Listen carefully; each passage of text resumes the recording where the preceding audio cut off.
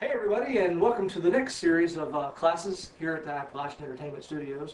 Today what we're going to do is work on some recording, and we're going to do some different levels of recording. I've actually got another student that's kind of coming in a little bit, and we're going to do some recording of him recording, some videotaping of it. Talk about some of the essential components of recording to start off with. One of the main essential components for me is to have some sort of a computer to record onto. Now, a lot of people use tape devices or hard disk recording boxes or whatever. Whatever it is, you need to have some sort of a device to record onto, and that's probably one of the first steps. The second step is you got to have some sort of a microphone.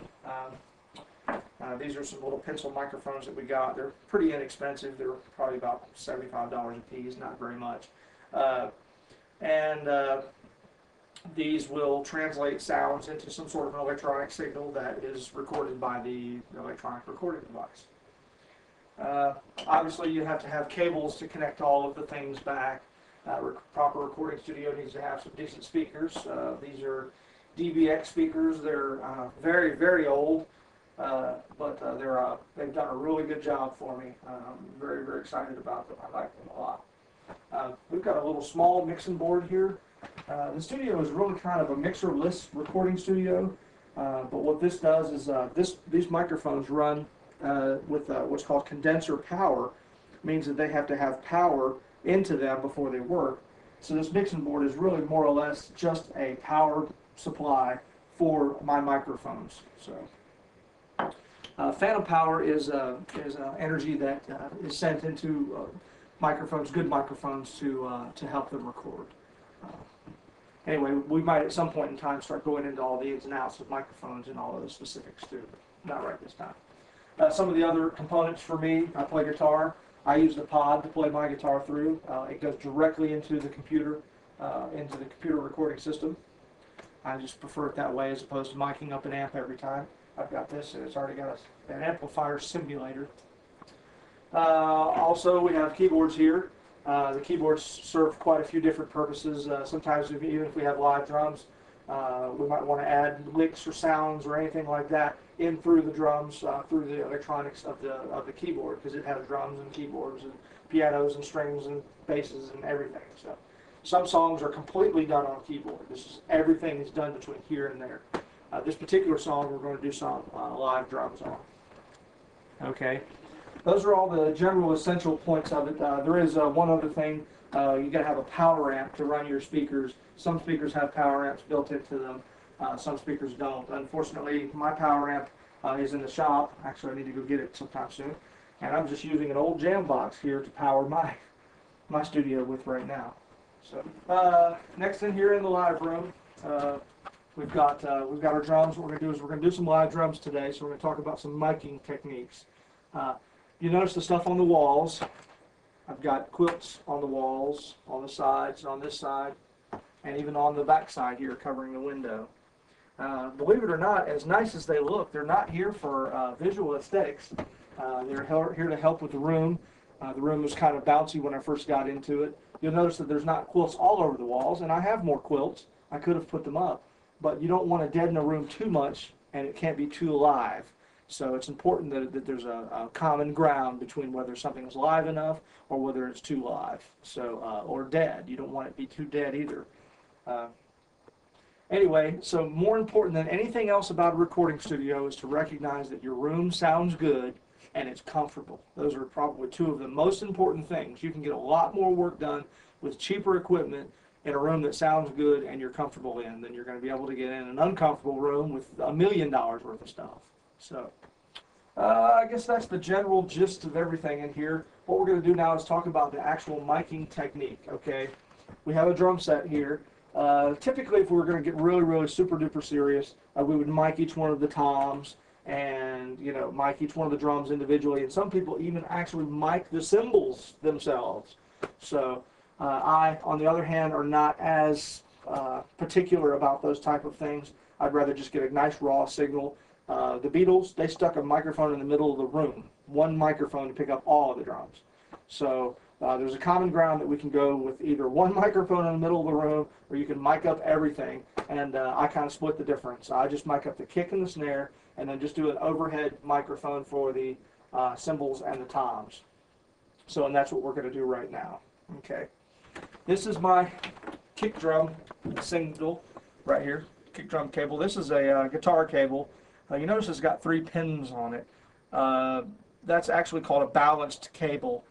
It has a signal, a ground, and kind of a default signal side that recognizes noises and stuff that are on the cable. That's why these are clean. These are really highly clean cables. If it's working, it's usually super clean.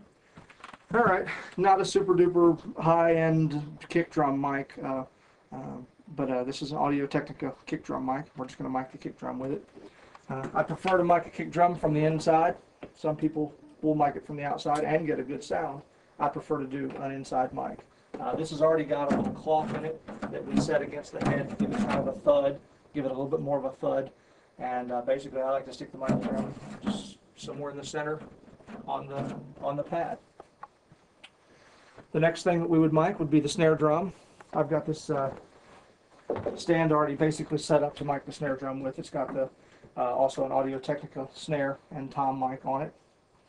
Okay, best place to mic a snare drum or a drum at all from is to find out where the sound is being generated. So in this particular drum, the snare sound is obviously coming from basically in the center of the snare. That's where the snare drum stick is going to hit whenever somebody plays the snare drum. So basically just put the microphone somewhere where it can get to the actual sound and make sure there's enough room where it's not going to bang on anything either. So tighten your things up pretty good, just hand tight. That looks like a good place for me. Basically pointing right at where the sound's going to be coming. You have to be real particular about doing it so that the drummer doesn't bang it, because that's drummers are notorious for tearing stuff up. So.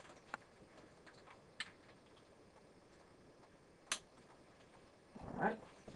I always try to be good to make sure the cables don't get all up in the way, because they will. And the next thing, the only other thing that I'm going to mic with is going to be 2 overheads, right and left.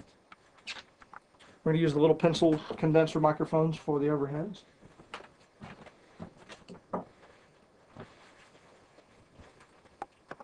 Once again here, kind of think about where the sound is going to be coming from. This side is going to be more or less miking these sides of the drums. So I'm going to set it to mic more or less the hi-hat and this set of toms on this side. So you kind of split the difference on where you're going to be miking. I like to do what's called an XY miking pattern, where you point the mics at each other. But with these particular mics, they don't give enough real definition between the 2 sides.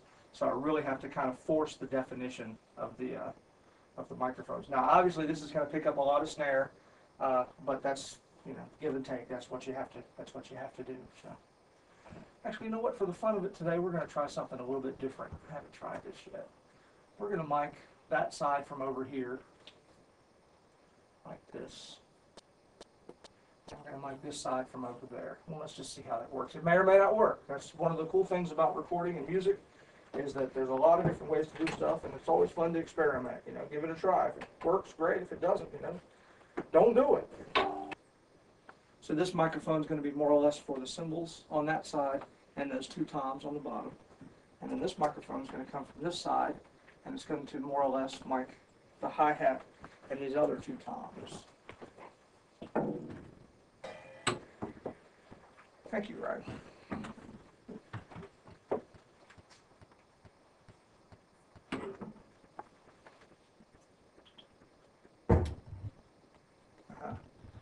Well, that microphone was turned on. It's smart to turn everything down before you start plugging stuff up. Say lucky. All right. Once again, it's important to be sure that none of the microphones are going to be hit. It doesn't look to me like we're going to have any problems, but just to see.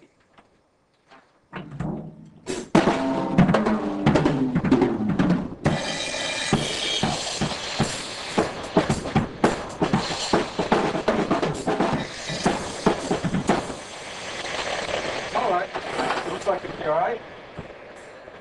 We do have to run a cable to this one.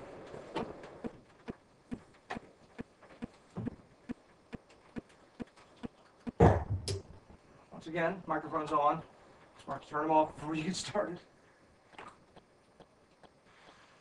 All right, now what we're going to do is we're going to come in here on the computer, we're going to set up the channels to record on.